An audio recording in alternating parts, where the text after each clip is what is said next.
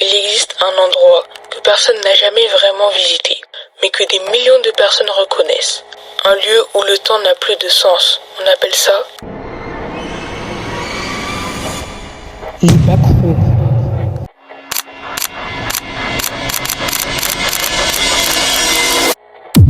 L'origine du mythe.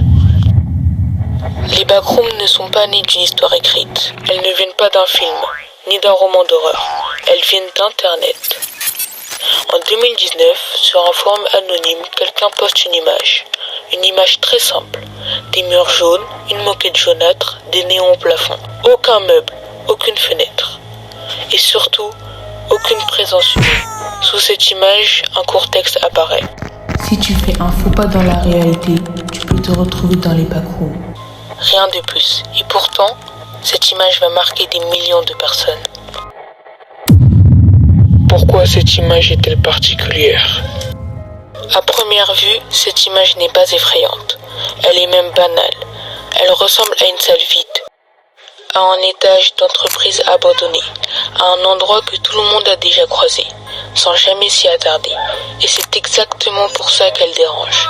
Les backrooms ne montrent rien d'extraordinaire. Elles montrent quelque chose de trop familier. Un endroit qui existe peut-être déjà, mais où personne ne devrait se trouver. Le concept du non-clip.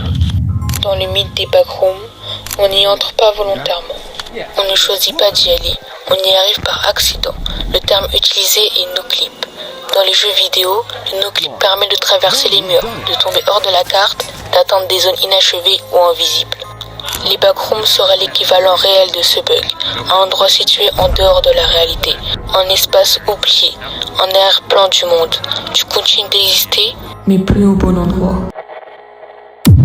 À quoi ressemblent les backrooms ? Les backrooms sont décrites comme un labyrinthe infini. Les pièces se ressemblent toutes, les couloirs tournent sans logique. Il n'y a pas de plan, pas de sortie claire. La lumière est constante, artificielle, fatigante. Le bruit des néons ne s'arrête jamais. Un bourdonnement continu qui finit par devenir oppressant. Rien ne semble dangereux. Et pourtant, Quelque chose cloche. la vraie peur des backrooms. Les backrooms ne reposent pas sur la peur des monstres. Elles reposent sur une autre angoisse, celle d'être seul, vraiment seul. Penser dans un endroit qui ne veut ni du bien ni du mal, un endroit indifférent à ton existence. Les backrooms posent une question simple. Que se passe-t-il si le monde continue ? Sans toi. Pourquoi ce mythe nous parle autant ? Les backrooms sont un mythe moderne. Ils parlent de notre époque, de lieux impersonnels, de bureaux identiques, de couloirs sans âme. Elles parlent de répétition, de routine, de perte de repères. Ce n'est pas un hasard si autant de personnes s'y reconnaissent. Parce que quelque part, nous avons tous déjà eu l'impression d'être coincés dans un endroit qui ressemble au backroom. Ce que représentent vraiment les backrooms. Peut-être que les backrooms ne sont pas un lieu. Peut-être qu'elles sont une métaphore. Celle de l'isolement, de la dépression, de la peur de disparaître sans laisser de traces.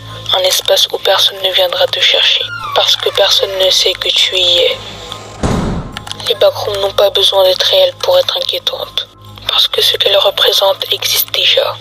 Et si un jour, sans t'en rendre compte, tu faisais tout aussi un faux pas dans la réalité, tu saurais maintenant où tu te trouves.